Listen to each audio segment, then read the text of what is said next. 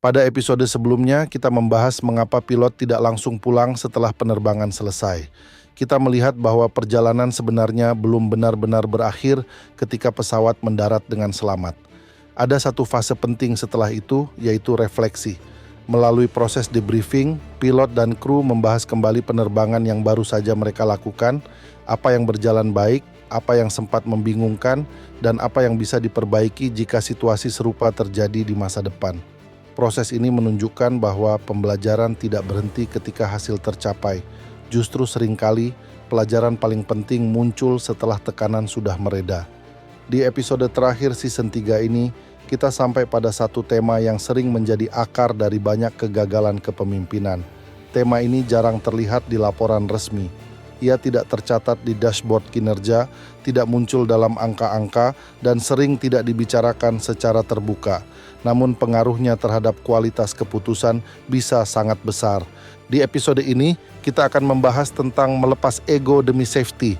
Ego adalah sesuatu yang sulit dikenali karena ia jarang hadir dalam bentuk yang terang-terangan. Ketika kita mendengar kata ego, kita sering membayangkan seseorang yang arogan, keras kepala, atau meremehkan orang lain secara terbuka. Namun dalam banyak situasi kepemimpinan, ego tidak muncul dalam bentuk seperti itu.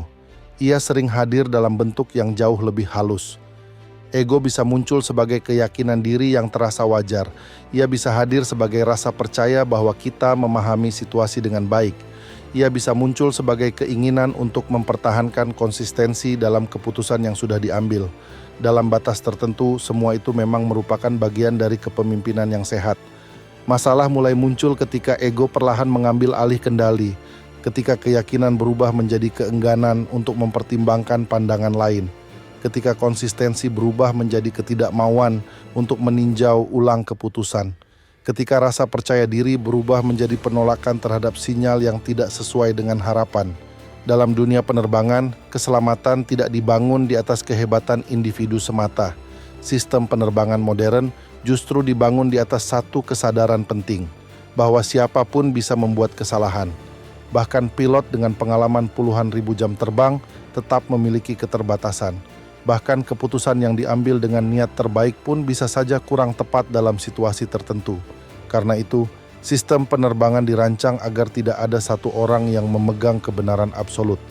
Pilot dilatih untuk saling mengoreksi, untuk mendengarkan kru lain di kokpit, dan untuk terbuka terhadap masukan dari berbagai sumber informasi. Dalam budaya ini, mengakui keraguan bukanlah tanda kelemahan. Mengubah keputusan bukanlah kegagalan, dan meminta bantuan bukanlah tanda ketidakmampuan. Justru sebaliknya, semua itu dianggap sebagai bagian dari profesionalisme. Dalam kepemimpinan organisasi, logika seperti ini seringkali terasa terbalik. Banyak pemimpin merasa bahwa mereka harus selalu terlihat yakin di hadapan tim.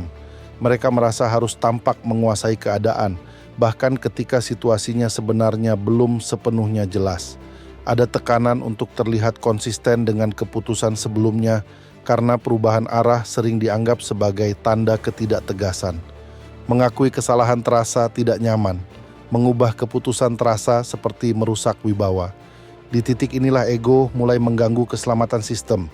Ego dapat membuat pemimpin mempertahankan keputusan yang sebenarnya sudah tidak lagi didukung oleh data terbaru. Ego dapat membuat sinyal peringatan diabaikan hanya karena mengakui masalah terasa terlalu mahal secara psikologis. Ego juga dapat membuat kritik dari tim dipandang sebagai ancaman terhadap otoritas, bukan sebagai masukan yang berharga. Dalam dunia penerbangan, banyak investigasi kecelakaan menunjukkan bahwa kegagalan sering tidak disebabkan oleh kurangnya keterampilan teknis. Pilot biasanya memiliki pelatihan dan pengalaman yang cukup untuk menangani berbagai situasi. Namun dalam beberapa kasus, masalah muncul ketika komunikasi di dalam kokpit tidak berjalan dengan baik. Ketika satu orang terlalu yakin dengan keputusannya sehingga tidak membuka ruang bagi koreksi dari orang lain. Ketika satu suara tidak lagi mau mendengar suara yang lain. Dalam dunia bisnis dan organisasi, dampak dari pola seperti ini mungkin tidak langsung terlihat. Tidak ada pesawat yang jatuh dalam hitungan menit, namun prosesnya sering mengikuti pola yang sama.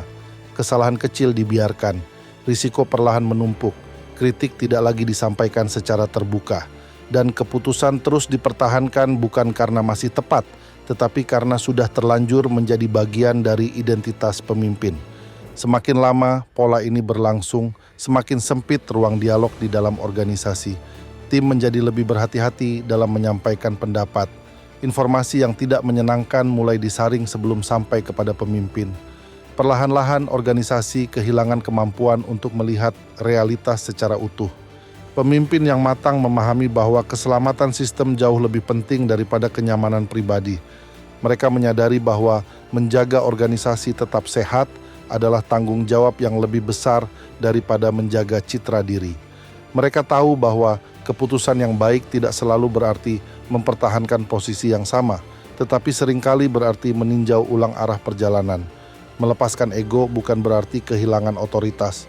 Justru sebaliknya, pemimpin yang mampu menempatkan ego di posisi yang tepat sering menunjukkan kedewasaan yang lebih besar. Mereka memberi ruang bagi dialog yang jujur. Mereka membuka pintu bagi perspektif yang berbeda. Mereka memberi izin kepada tim untuk berpikir secara kritis tanpa takut dianggap tidak loyal. Dalam lingkungan seperti itu, kualitas keputusan biasanya meningkat. Informasi mengalir lebih jujur, masalah terdeteksi lebih awal, dan organisasi memiliki kemampuan yang lebih baik untuk beradaptasi ketika situasi berubah. Dalam dunia penerbangan, keselamatan lahir dari kerendahan hati. Ia lahir dari kesadaran bahwa manusia tidak sempurna, dan karena itu sistem harus dirancang untuk saling mengoreksi. Setiap orang di dalam kokpit memiliki peran untuk menjaga kewaspadaan bersama. Dalam kepemimpinan, prinsip yang sama berlaku. Keputusan terbaik sering lahir bukan dari ego yang ingin selalu terlihat benar, tetapi dari keberanian untuk berhenti sejenak dan berkata bahwa situasi perlu dilihat kembali. Dan di titik inilah perjalanan kita di season 3 berhenti sejenak. Sepanjang musim ini, kita telah membahas berbagai sisi psikologis kepemimpinan. Dari bahaya comfort zone, pentingnya kewaspadaan mental, jebakan harus sampai, hingga bagaimana kesalahan dan refleksi dapat menjadi sumber pembelajaran yang berharga. Semua pembahasan ini membawa kita pada satu kesadaran sederhana, bahwa pemimpin tidak hanya harus memahami sistem yang ia pimpin, tetapi juga memahami dirinya sendiri. Namun dunia kepemimpinan terus berubah. Keputusan tidak lagi diambil hanya oleh manusia. Semakin banyak sistem yang bekerja secara otomatis. Algoritma memberi rekomendasi, data bergerak lebih cepat daripada intuisi, dan teknologi mulai mengambil peran yang dulu sepenuhnya berada di tangan manusia. Disinilah pertanyaan baru mulai muncul. Ketika sistem semakin otomatis, apakah pemimpin masih benar-benar memegang kendali? Atau justru tanpa disadari, kita mulai duduk sebagai penumpang di kokpit yang semakin canggih? Di perjalanan berikutnya, kita akan memasuki season 4, kepemimpinan di era AI. Kita akan membahas bagaimana teknologi, otomatisasi, dan kecerdasan buatan mengubah cara keputusan diambil, dan mengapa dalam dunia yang semakin otomatis, peran seorang kapten justru menjadi semakin penting. Kita akan mulai dari satu pertanyaan yang sangat sederhana. Apa yang terjadi ketika autopilot bekerja terlalu baik? Dan mengapa dalam banyak organisasi, autopilot justru bisa berubah menjadi bumerang? Terima kasih sudah menyimak episode ini dan telah menemani perjalanan season 3 sampai di titik ini. Mudah-mudahan pembahasan tentang melepas ego demi safety memberi ruang untuk melihat kepemimpinan dengan cara yang lebih rendah hati. Karena pada akhirnya, keselamatan sebuah sistem sering lahir dari keberanian untuk tidak selalu benar. Dan dari titik inilah perjalanan kita berlanjut ke fase berikutnya.